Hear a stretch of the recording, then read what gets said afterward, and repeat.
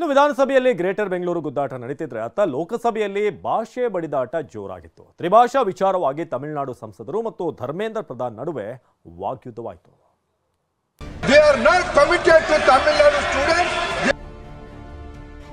ಲೋಕಸಭೆಯಲ್ಲಿ ಅನುದಾನ, ಎನ್ಇಪಿ, ತ್ರಿಭಾಷಾ ಲಡಾಯಿ. ಕೇಂದ್ರ ಸರ್ಕಾರ ವರ್ಸಸ್ ತಮಿಳುನಾಡು ಸಂಸದರ ಮಧ್ಯೆ ಜಟಾಪಟಿ. ಕೇಂದ್ರ ಸರ್ಕಾರದ ವಿರುದ್ಧ ತಮಿಳುನಾಡು ಸರ್ಕಾರ ಸಮರಕ್ಕಿಳಿದಿದೆ. ಲೋಕಸಭೆ ಕ್ಷೇತ್ರ ಮರು ವಿಂಗಡಣೆ, ರಾಷ್ಟ್ರೀಯ ಶಿಕ್ಷಣ ನೀತಿ ಮತ್ತು ತ್ರಿಭಾಷಾ ಸೂತ್ರದ ವಿರುದ್ಧ ತಮಿಳುನಾಡು ಸರ್ಕಾರ ಮತ್ತು ಕೇಂದ್ರದ ನಡುವೆ ಜಟಾಪಟಿ ಏರ್ಪಟ್ಟಿದೆ. ರಾಷ್ಟ್ರೀಯ ಶಿಕ್ಷಣ ನೀತಿ ಮತ್ತು ತ್ರಿಭಾಷಾ ಅಳವಡಿಕೆಯಿಂದ ಹಿಂದಿ ಏರಿಕೆ ಮಾಡಲಾಗ್ತಿದೆ ಅಂತ ತಮಿಳುನಾಡು ಸರ್ಕಾರ ಆರೋಪಿಸುತ್ತಿದೆ. ಇದನ್ನ ವಿರೋಧಿಸಿದ್ದಕ್ಕೆ ಅನುದಾನ ಬಿಡುಗಡೆ ಮಾಡುತ್ತಿಲ್ಲ ಅಂತ ಕಿಡಿಕಾರಿದೆ.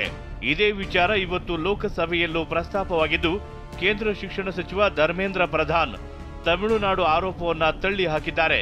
ಸಹಿ ಮಾಡಲು ಒಪ್ಪಿದವರು ಈಗ ಯೂಟರ್ನ್ ಹೊಡೆಯುತ್ತಿದ್ದಾರೆ ಅಂತ ಆರೋಪಿಸಿದರು.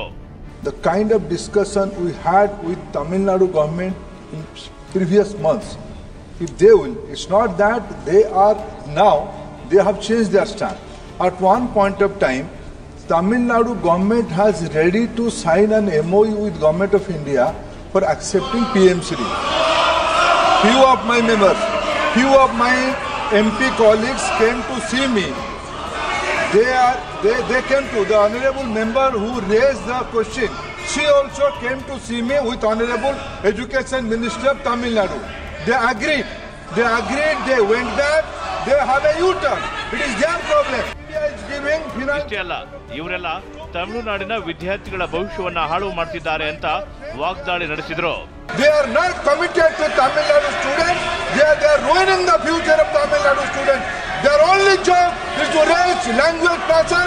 They are doing politics. ಈ ವೇಳೆ ಗದ್ದಲ ಕೋಲಾಹಲವಾಯಿತು. ತಮಿಳುನಾಡು ಡಿಎಂಕೆ ಸಂಸದರು ಸಭಾತ್ಯಾಗ ಮಾಡಿದ್ರು. They have promised. I can quote the date on 15th March. 15th March, they are saying the MOU. Why that account? Not the child. Why that account? My information, their chief minister was ready to accept that. Some super chief minister, some new person came up. Tamil Nadu ಜನರನ್ನ ಅನಾಗರಿಕರೆಂದು ಕರೆದಿದ್ದಾರೆ. ಕನಿಮೋಡಿ ಆರೋಪ. And the people of Tamil Nadu uncivilized.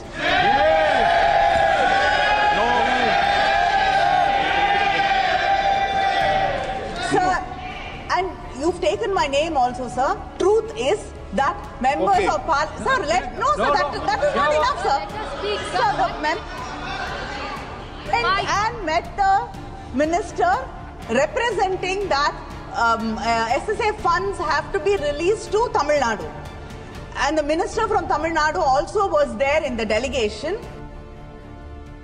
ನೋವುಂಟು ಮಾಡಿದ್ರೆ ಹೇಳಿಕೆ ಹಿಂಪಡೆಯುತ್ತೇನೆಂದ Dharmendra Pradhan. Regarding on the members of my Tamil Nadu, on the government of Tamil Nadu and people of Tamil Nadu, let us not mix. I am not. Let me first withdraw my word. If it hurts my word to anybody, I withdraw my words. I don't have an issue on that. They are not committed to Tamil Nadu. ಹೀಗೆ ಧರ್ಮೇಂದ್ರ ಪ್ರಧಾನ್ ಉತ್ತರಿಸಿದ ನಂತರ ಕನಿಮೋಡಿ ಆರೋಪಿಸಿದ ಪದಗಳನ್ನ ಕಡತದಿಂದ ತೆಗೆಯಲಾಗಿದೆ ಅಂತ speaker ಹೇಳಿದ್ರು.